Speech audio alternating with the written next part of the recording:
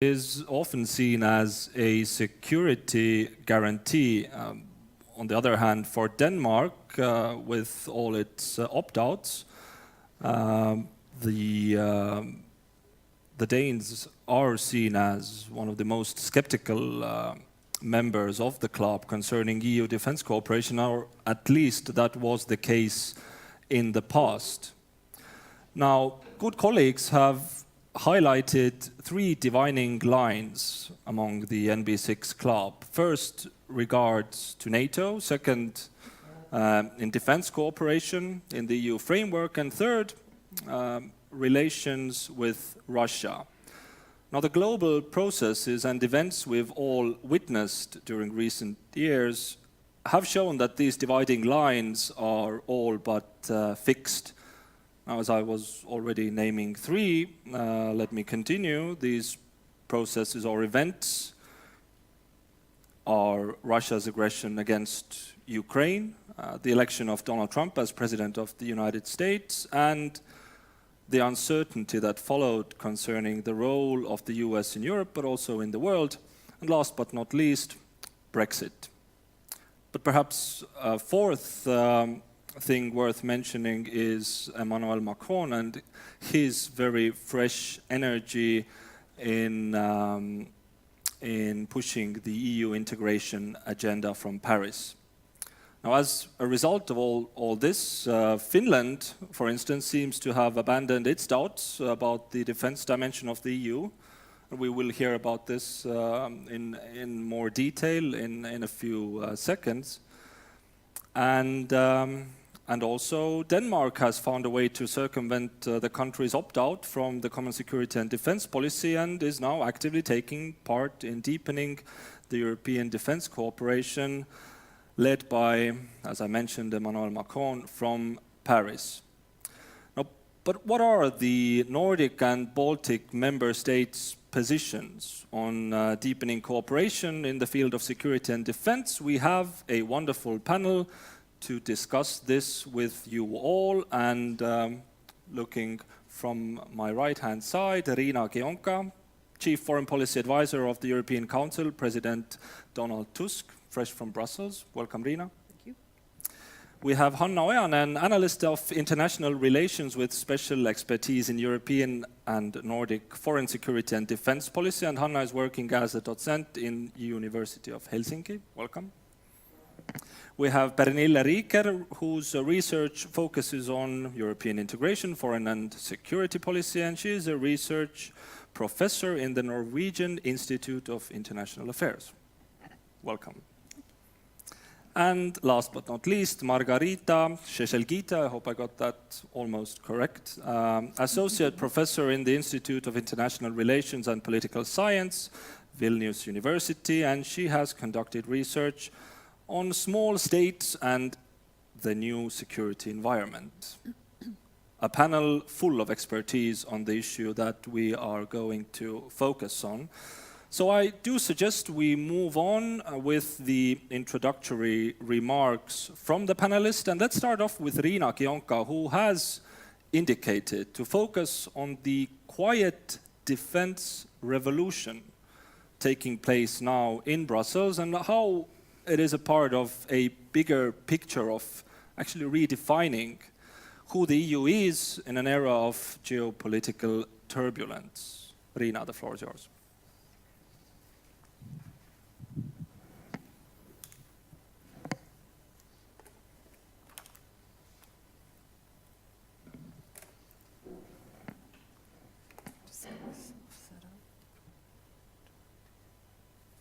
Thank you very much, Johannes, for that fine and very kind introduction. And first of all, thank you to the organizers for inviting me. And congratulations to the organizers also on what for me is a very first time to be on an all-woman panel on security policy. So very well done. I wanted to talk, as Johannes said, about this the quiet revolution in defense and security policy that's happening, that's taking place right now in Brussels.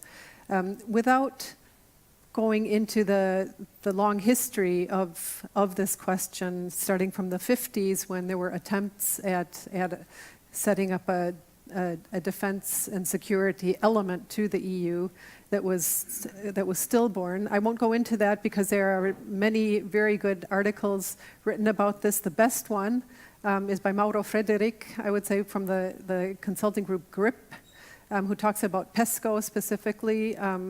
And if you just Google GRIP and Mauro and PESCO, then you'll get the article. It comes in English and in French.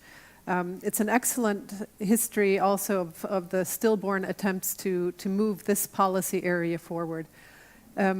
So I don't want to talk about that, but what I would say is that for a long time, despite the kind of patchwork quilt of security, relationships, opt-outs, priorities that we saw in the Nordics and certainly in the Baltics after accession, for a long time, for many, many years, for the NATO allies in the EU, NATO was the A and the O, and for the non-aligned, there were great concerns about staying non-aligned. During this long dormant period, I would say there was I would point out the year 2003, of course, before the Baltic states joined, but in the aftermath of the split, very serious split in Europe over Iraq, there was an agreement on a European security strategy, partly to heal that rift. And part of that also was the starting of a crisis management capability by the EU. Now, this was it wasn't intended to be any kind of a challenge to NATO. It was strictly crisis management. There were very small operations and missions, both civilian and military. And this was about it, that as far as developments. In political developments, really, there wasn't anything going on for a long time beyond the requests once in a while from Sweden, from the Swedish government, in the form of Carl Bildt at the time, to renew the European security strategy from 2003. That was finally, a review was done in 2008, but it wasn't until later that we actually got a real review, a new one that is now, we call it the global strategy. So for many, many years, this really was what many people, this Frederick Mauro of GRIP, but also President Juncker, has called the sleeping beauty of European integration, and that is security and defense policy, because it was the provisions were there, but certainly the political interest, the will to do something on this was not. It was dormant. It was a sleeping beauty. Then we came to December 2013, when this issue area was for the first time on the agenda of the European Council. And then we came to 2014 and all the developments that started with Ukraine, that Russia's war, invasion of Ukraine, which led to a kind of change in heart. And led to this quiet revolution that I referred to. Now, this revolution, I also won't go into all the technicalities of what's going on. I think you're well familiar with PESCO, with the joint declarations that the EU and NATO have done. There's a lot going on right now, but I'd focus on what were the reasons. What did this quiet revolution hinge on? And I'd say there are four elements. First of all, there was an increasing political openness to move forward within the EU on this area. And that came for the first time after a number of developments, again, that Johannes referred to. First and foremost, and most importantly, really, the Russian aggression against Ukraine in 2014. That was the thing that really kind of gelled the thinking for the first time, and led the EU to a fairly hardcore Russia policy on sanctions that you could never have dreamt of before that. But also, a couple of years later, the election of Donald Trump to the presidency in the United States, with the concomitant questions about NATO as an instrument for the United States, and that led to a lot of hand-wringing, justified hand-wringing. Much of that has been set to rest, at least as far as NATO is concerned. But we all paid attention to what happened at the summit this year, so not all hand-wringing is out of place. Then there's the Brexit effect, which led, on the one hand, a number of member states, I think including the Nordics and the Baltics, to consider what happens when one of the champions of this region, with the kind of security risk analysis that we have in this region, what happens when that champion goes away? It led other member states to think, this is the time to actually move forward on security and defense, because of course the UK was always much more skeptical. And I would add to those three elements, I would add also migration, the migration crisis, as well as a growing frequency of terrorist acts in major European cities. Both of those led not directly to defense and security thinking, but to the idea, and this leads me to my second element, the idea or the realization that internal and external security are very closely related to one another. This is partly because of the change of the nature of conflict, the nature of terrorism, the nature of internal security, but it's also because of Ukraine with its hybrid methods used. So that realization would be, I'd say, the second sort of hinge. The third was a change in heart in the European Commission. It used to be that one could not even consider the idea of using community funding, community finances, for anything having to do with security and defense. It was anathema. In fact, there's a very famous court case from 2009 called the ECOWAS case, in which the Council made a decision to work on small arms and light weapons issue in ECOWAS using what was CSDP funds or member state-driven operational funds.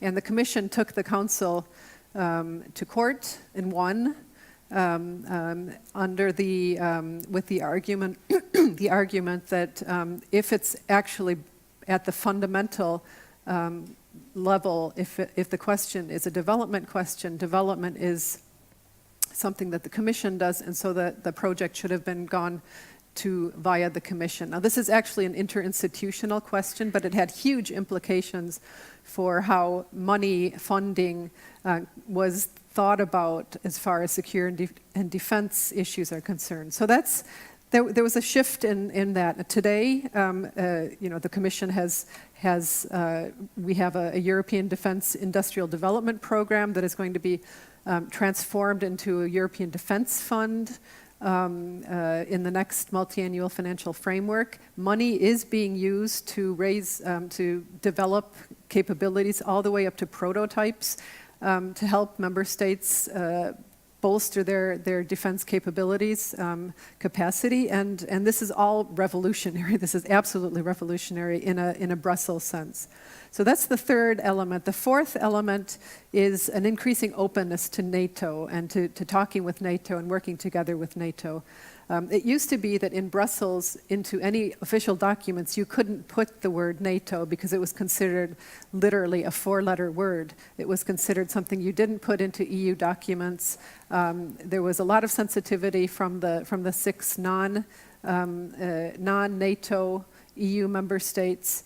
And now, as a result of this changed security culture, as well as a kind of leadership from the institutions, I would point to my boss on this, but also President Juncker, in moving forward with NATO, with the NATO Secretary General, to conclude 2 joint declarations, which are, again, revolutionary in a Brussels sense.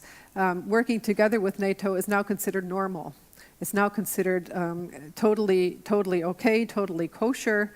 There are 7 areas that have been agreed with 42 plus 32 additional projects that NATO and the EU are working together with on, and this is all completely okay.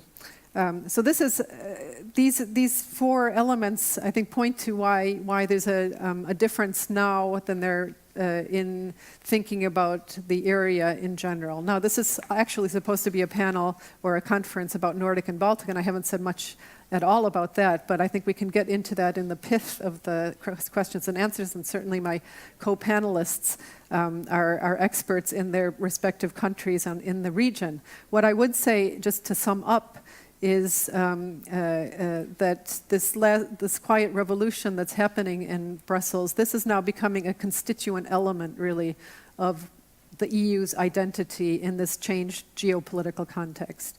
It's clearly one of those policy areas that's going to be a growth area, something like was true in years past of the internal market, of justice and home affairs, of the single currency, of agricultural policy.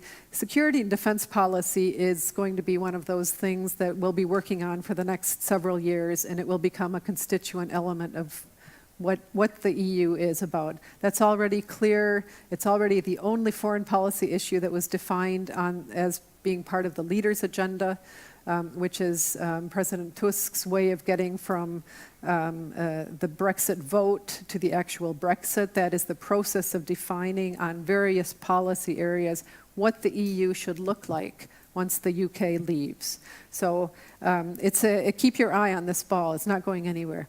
The second thing that I would add is that for the patchwork, the quilt, the differentiated, the very variable geometry of security concerns within the Nordic and Baltic region and those the Nordic and Baltic member states, I would say that security and defense has never been the critical factor in bringing these countries together.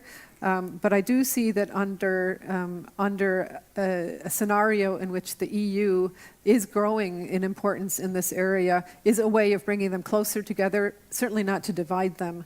I'm not sure, though, if it's because of the EU per se or whether it's because countries in this region share a similar kind of risk assessment because of the neighborhood.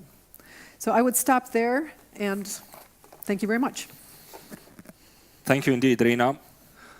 A great overview of all the elements that we will discuss in more detail during the discussion. But now I would be very curious in hearing the Finnish perspective on Emmanuel Macron's European intervention initiative. I understand that Helsinki is feeling rather comfortable with French leadership. And is there also a shift in attitudes towards NATO, which, of course, Tallinn is always looking for when looking at Helsinki?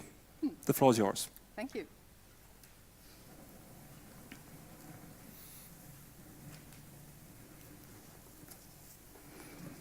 Thank you very much indeed. And thank you for the invitation. It is great to be here. And we already heard, now I've been discussing European security for quite some time, but we already heard new words that I have never heard. When speaking about these issues, I heard a revolution and I heard heart. So I take note of that. Cooperation.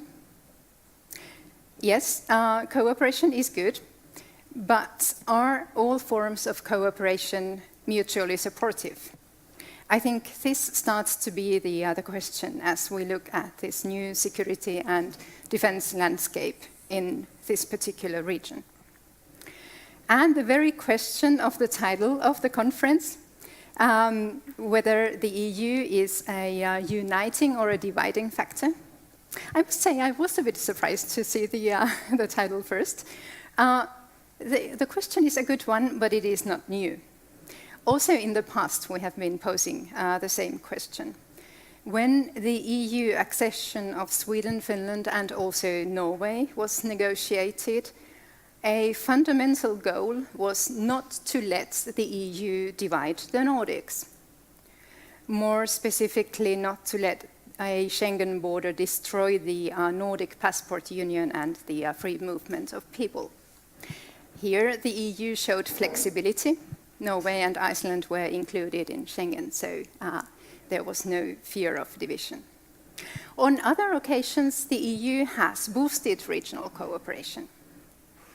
I think that many of the steps ahead we have seen here in defense cooperation between the Nordic and the Baltic states would have been taken anyway. But I would also say that the political conditions for deepening that cooperation were created by the EU, that itself was advancing in its security policy.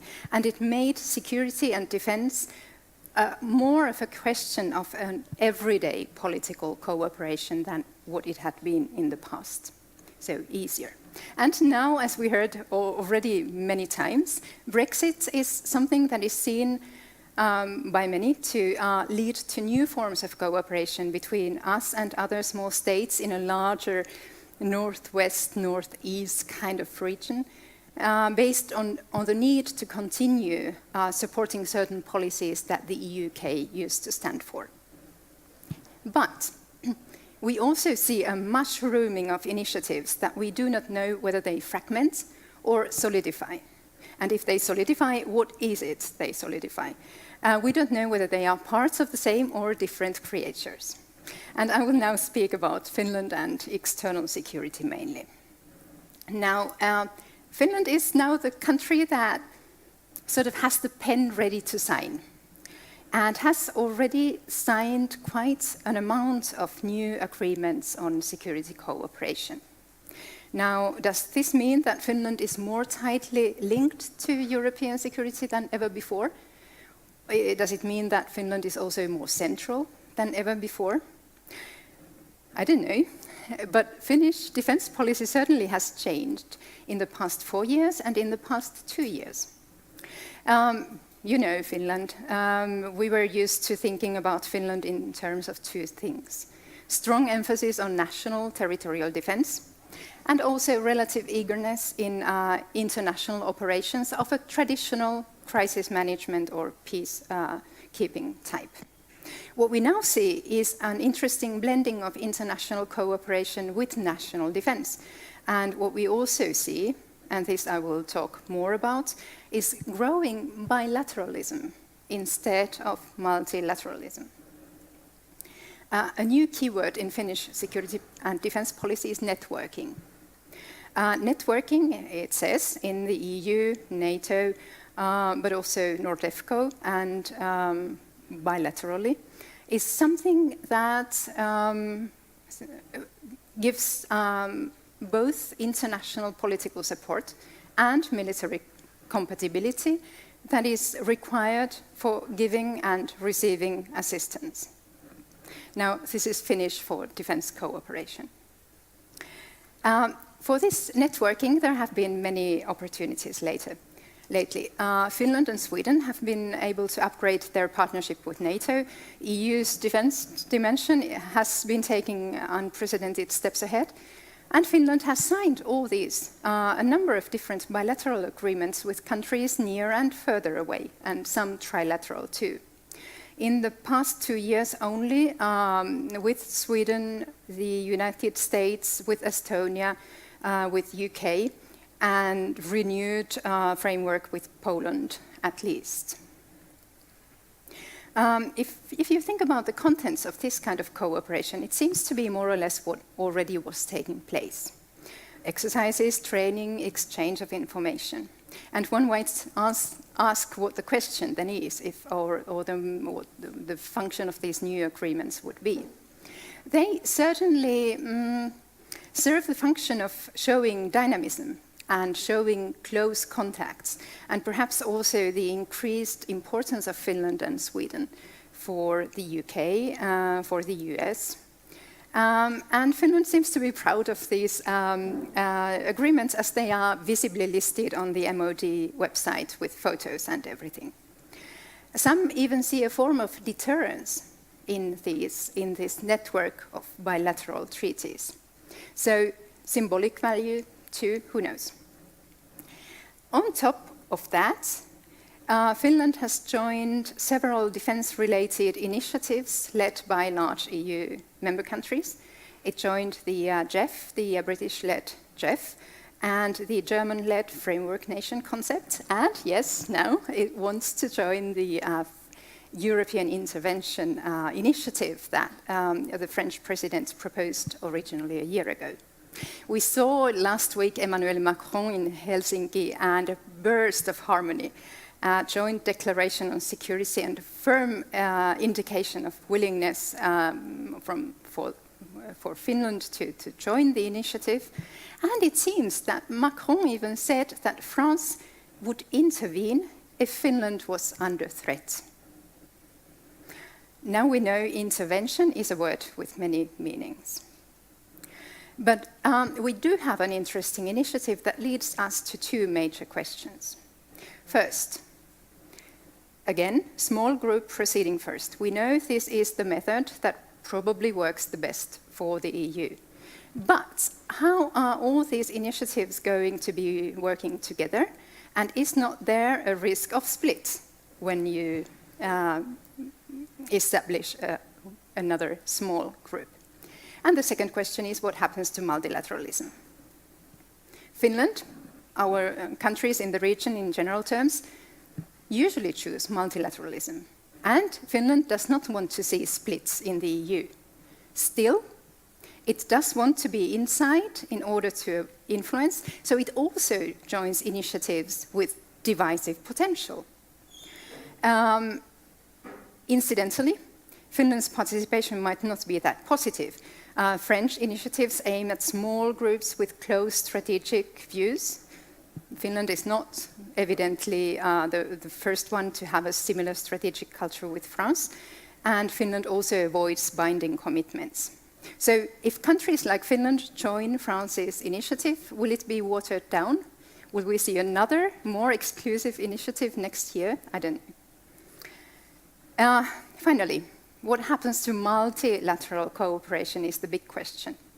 I think that the establishment of all these new forms of small groups and bilateral arrangements is a signal that the multilateral arrangements that we already have do not work, or they do not work in the way we would like them to work. We know that multilateral arrangements are seldom the first choice of states. They are really slow, they are costly to establish and to run. And so if there is a choice of bilateralism, it's easier. It has a seemingly immediate impact. Bilateral relations are more simple, they are quicker, more transparent in a sense, more easy to maneuver. One sort of knows better what one gets. This could be the thinking behind the popularity of bilateralism. We know from the literature that multilateralism would be beneficial of all if there are clear benefits in terms of provision and sharing of information or burden sharing. Is the problem then that these are not working? That is something that should be interesting for the Nordic and Baltic countries.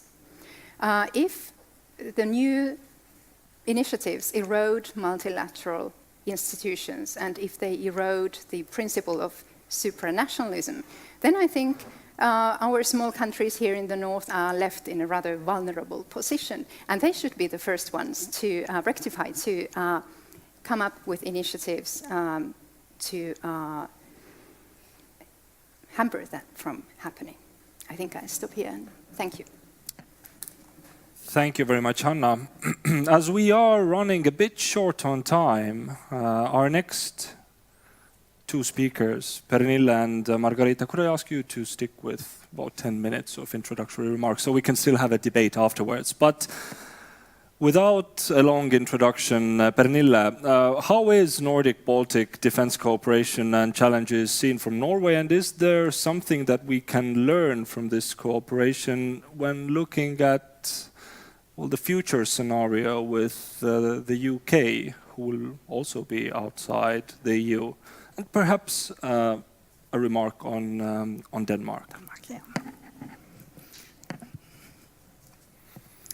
Okay, first of all, thank you so much for the invitation. I will try to cover what you just suggested and asked, but I will also stick to my manuscript and try to stick to 10 minutes. So I've been asked to cover the Norwegian perspective on the current trends and dynamics in European security. But first, I would like to have a few kind of general thoughts on the key question of the conference, which is, does the EU unite or divide the Nordic-Baltic region? Because in the area of security and defense, my view is that it unites rather than divides this region. At least it unites more than it divides. And I will highlight two main reasons for this.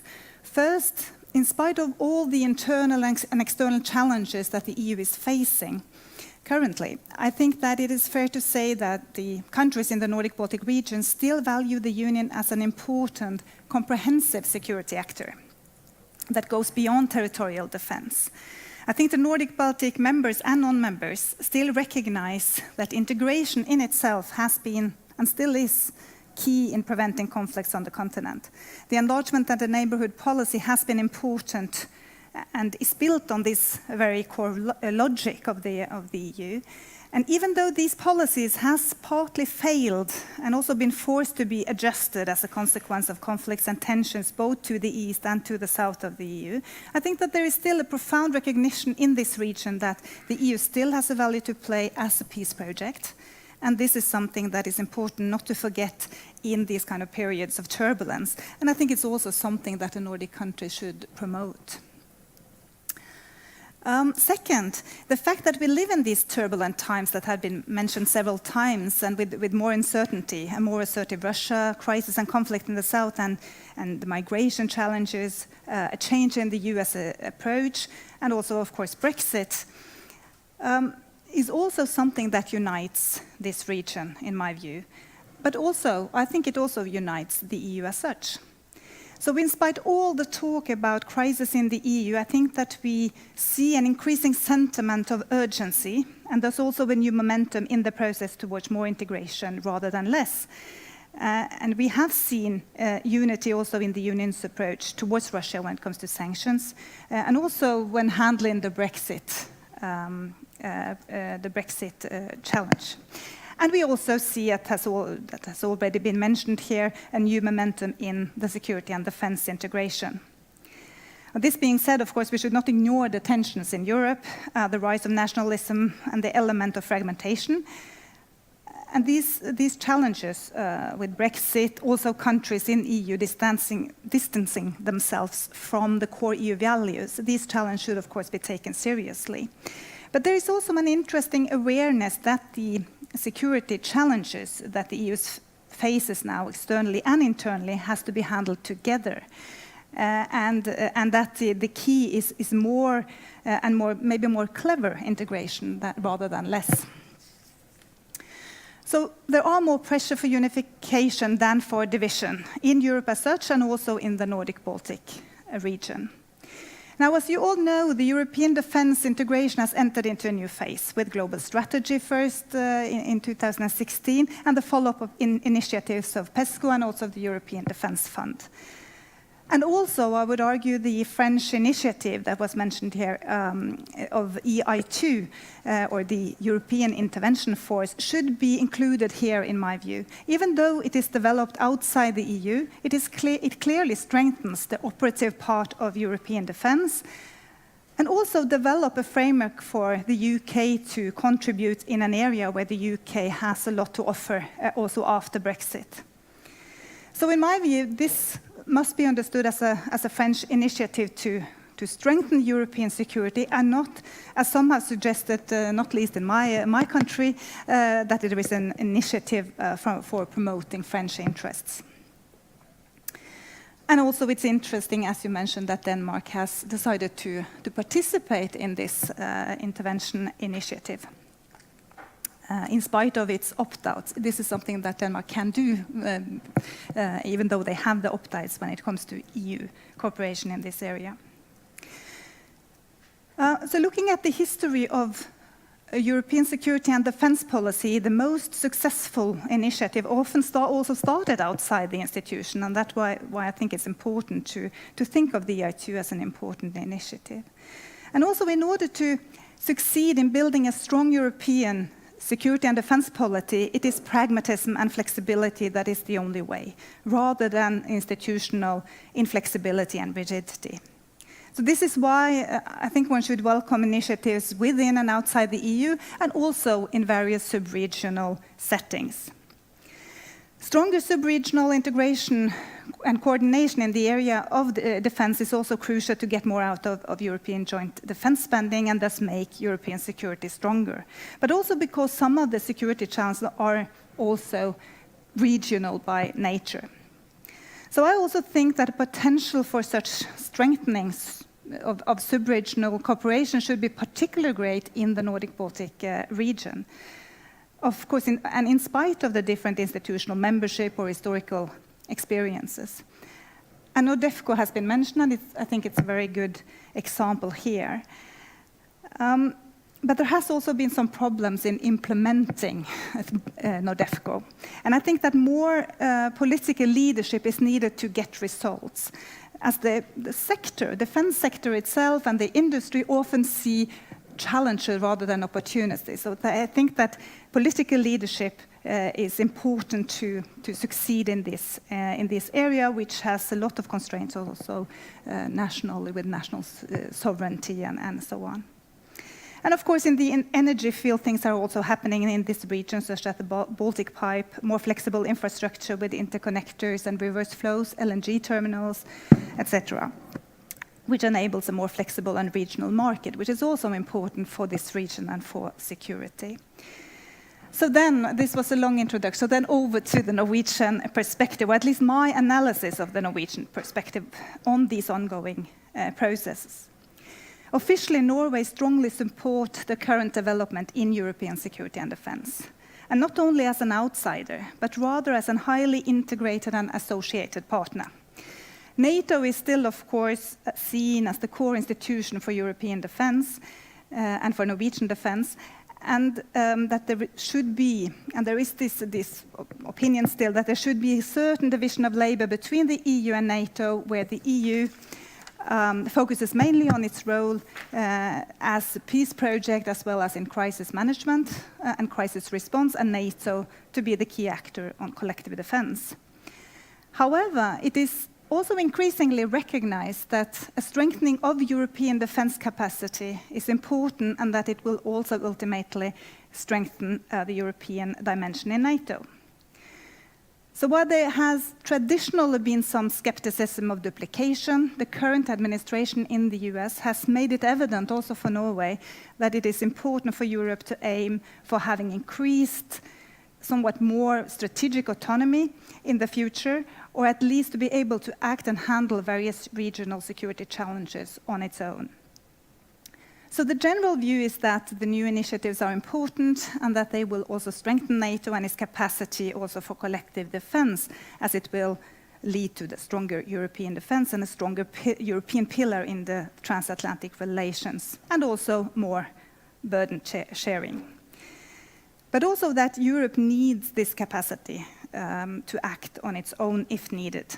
So this also explains why Norway has been eager to be as closely associated as possible to the processes in this area. So then I will say a little bit on what is then Norway's relationship to the EU in this field. As you all know, Norway is a founding member of NATO, but not a member of the EU. But this is just part of the story, because Norway is so closely integrated into the EU that it has over time become more of a closely associated non-member, or a highly integrated non-member. It participates fully in the internal market through the EEA agreement, so no cherry picking from the Norwegian side. It is part of Schengen and it contributes to Frontex and police cooperation. And in addition, it contributes and participates in parts of EU's foreign security and defense policy.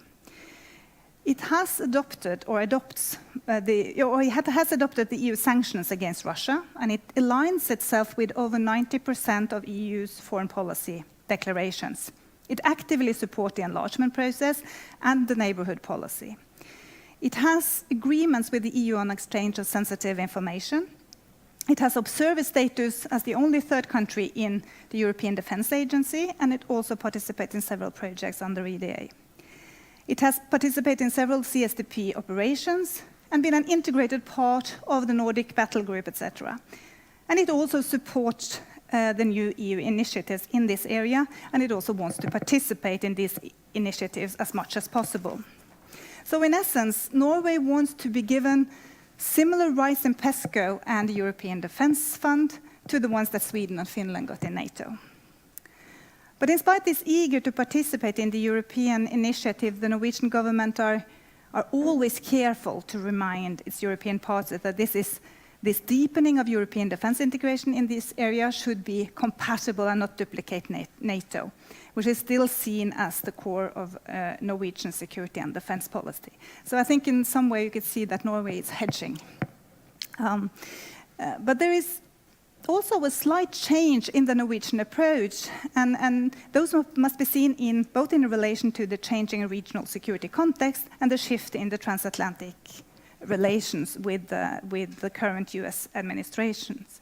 So in the end, what matters to Norway, and I think to most European countries, is how to increase European security and less about through which institutions this is done.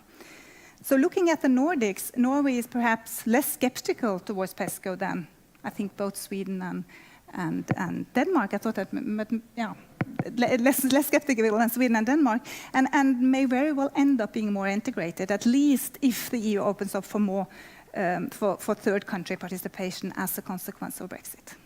Thank you very much. Thank you. Great. And now finally we've heard the Nordic perspective. Time to hear the Baltic perspective from Vilnius. Now Vilnius has been super hawkish on Russia and very dedicated to transatlantic cooperation and NATO. So it's interesting to hear how and if there is a shift in mentality towards European defense cooperation. And Margarita, you have the floor. Thank you, Johannes, very much for giving me the floor. For 10 minutes. For 10 minutes. I'd like to thank the organizers for inviting me here. It's a great honor. I try to use the 10 minutes and leave some time for the discussion because I think that it's going to be the most interesting part.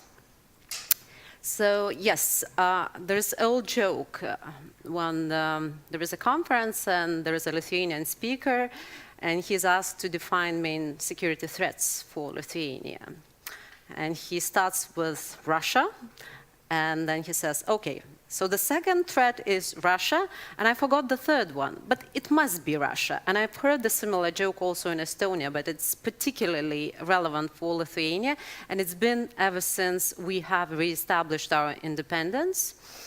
And to understand our hawkish position, one has to go back in 1991, 1990, and see that our security concept has evolved in a very, very unfriendly environment when Russian armed forces were still stationed in Lithuania and Russia was meddling in our political processes. Russia was initiating economic blockade to punish us for declaring the independence. So these hybrid measures that are discussed very much recently have been used in Lithuania for ages. That has developed a mistrust vis-à-vis Russia. So our defense concept has evolved in a very unfriendly environment, and therefore it's very much oriented towards the conventional definition of the security, hard definition of the security, where Russia plays one of the most important roles in the security concept. Another very important issue, talking about Lithuanian security, is our size. We are a small country. Small country has limited military capabilities. So if you compare the capabilities of Lithuania and Russia, in no way even trying to raise our defense spending up to 10%, we would be able to answer this threat. And this imbalance increases the feeling of insecurity. There is a strong realization that we have to invest in partnerships. So who are the partners who could stand against Russia? Naturally, we would look to NATO's collective defense, and as we sometimes joke, NATO first of all, but US above all. And the biggest military power, US. There are a number of reasons why we rationalize our security partnership, choices of our partnerships in this, how we prioritize our partnerships. And first of all is the strength, military strengths, political strengths, willingness, political will to intervene, and trust vis-à-vis those countries. Therefore, throughout the years of our independence, our security policy was based on certain labor division. NATO, collective defense first, to answer the hard security challenges, and the EU, a very important security partner, to ensure the soft security. As we all know, small states strive and survive in the environment which is based on the rule of law and in the system which is rather stable. Because we are very vulnerable towards all the instabilities of international system. Recent changes in the international system have made us cautious. First of all, there was growing aggressiveness of Russia, militarization of Russia, but also disrespect for international law. You can come to the other country, grab land, and get some punishment, but land still stays in your territory because you annexate this land. It's not very encouraging for a small state. Another important point was elections in the US. And not the elections as such, but the tweets and declarations of US President Donald Trump. As I already said, that our security foremost depends on the strong US presence in the region to answer the Russian conventional threat, because we still consider that it's one of the major threats for our security. So if the US is not sure anymore, first of all, that it wants to be involved in the region, and second of all, it doubts the core of NATO, Article 5, which provides the collective defense that we depend on. That changes a lot in our our security environment assessment. And I think that these changes have not changed Lithuanian security policy or our positions vis-à-vis the US and EU entirely. However, slight changes might be visible. Being a small state, we always emphasize the partnerships. So, of course, first of all, it was US, NATO, but also other partnerships like Baltic countries, Nordic-Baltic cooperation, other cooperations within the EU, NATO. But now, when there is uncertainty regarding the major pillar of our security, we feel a bit desperate, looking for other partnerships. So CSDP has always been an issue which was irritating for Lithuanian decision makers. Why? Because there were all sorts of beliefs, just or unjust, that this is CSDP could undermine NATO, that CSDP is against the US interests, that CSDP could push away the US from the region, that CSDP would not deliver, and European countries are not to be trusted because they are too friendly with Russia. So CSDP was not an option for us. However, I would argue that the things have changed recently, and from the position of entire skepticism vis-à-vis CSDP, we went to a position of pragmatism. We want to get involved in CSDP. That's why we are in PESCO.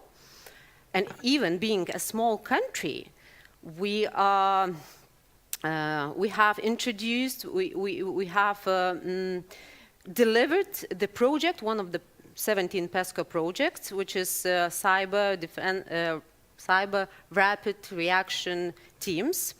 And we just had a discussion with Hanna that Finland, being a big supporter of CSDP and the EU, have not proposed any project, PESCO project.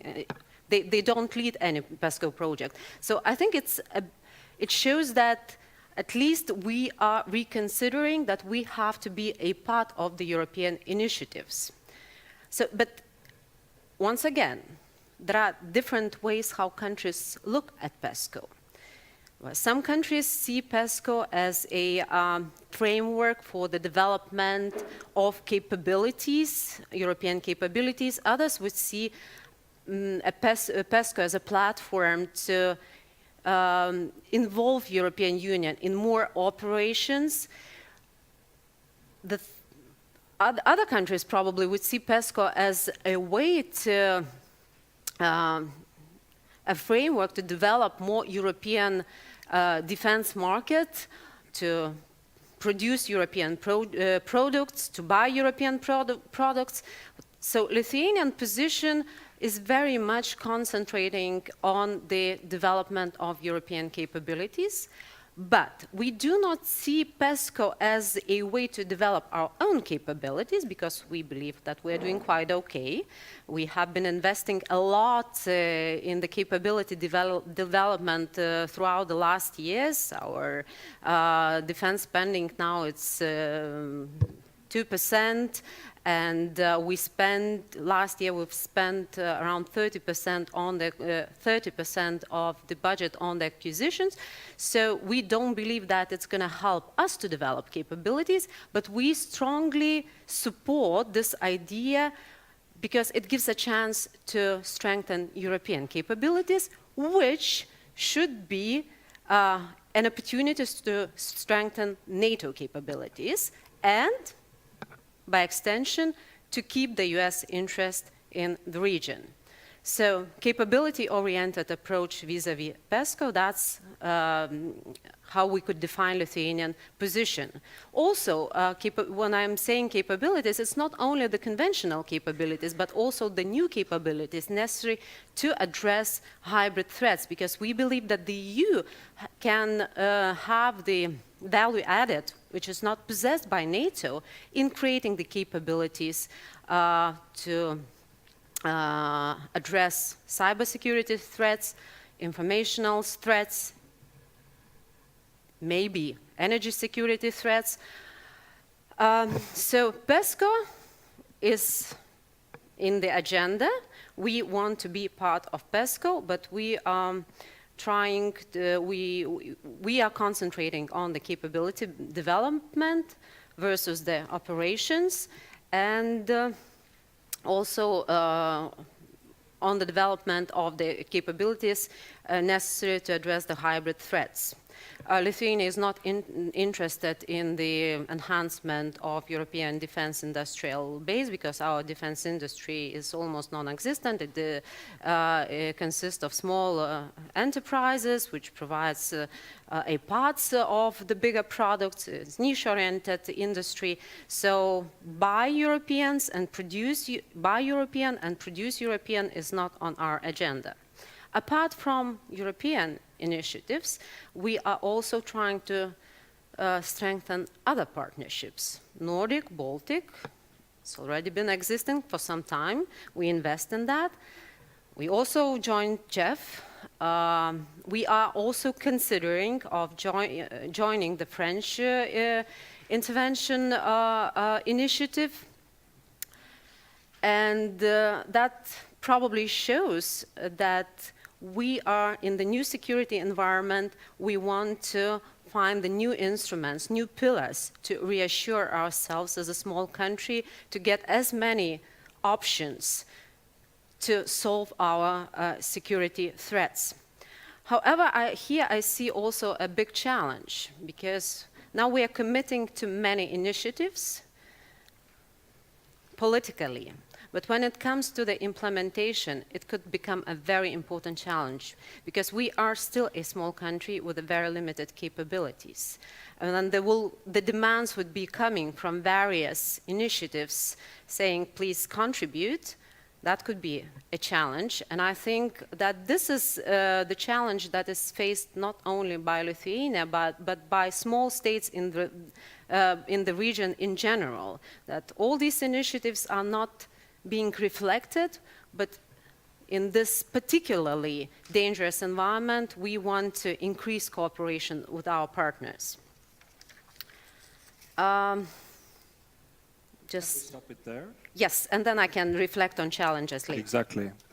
Time has proved to be extremely flexible today. That rarely happens on TV, but I do hope we still have some time for a debate. And ladies and gentlemen, it's time for your questions. Could you please raise your hand? We have a microphone. And let's start with the lady over there. Over there. And could you kindly introduce yourself before? It's over there. A few steps over there. Thank you, Katarina Engberg, again abusing the time. Two short remarks with regard to the tension between multilateralism and bilateralism. There's always been a complex web of both. And there is an alternative explanation to the current state and flurry of new initiatives, and that is that we are in a period of transition with regard to major power relationships in the world, with regard to globalization, technological breakthroughs, etc., that actually requires a lot of renegotiation of different elements of the multilateral order. With that sort of interpretation, we should be more relaxed and not expect the multilateral system to break down anytime soon, although there's always the danger, but be more confident that the current flurry of different initiatives eventually will coalesce to something that becomes more multilateralized. That's at least an alternative interpretation. I'd like to hear Hanna or maybe some others to engage in that interpretation or discussion. With regard to Sweden, Sweden is fully supportive of PESCO. If there has been any reluctance, it has to do with Sweden's defense material industry, which is considerable, and there's always been some reluctance that this is again a new initiative that push for French protectionism. We have to look behind the motivation of these initiatives. So I don't say that's the overall Swedish position, but there's been some reluctance voiced, and we've been very keen on making sure that this initiative will not preclude transatlantic cooperation, since our industry is very much oriented toward defense towards the UK and the United States. And once we feel more comfortable about this, we will have no problem in joining the initiatives. I expect the UK to be closely attached to all these new initiatives. The old, deep bilateral French-British relationship in the area of defense creates the platform for that. Thank you for these remarks. Before we go back to the panel, could I... Yes, Stephen over there has a question. Thank you to the panel. I wanted to refer back to what we discussed this morning on the introduction of qualified majority voting in CFSP.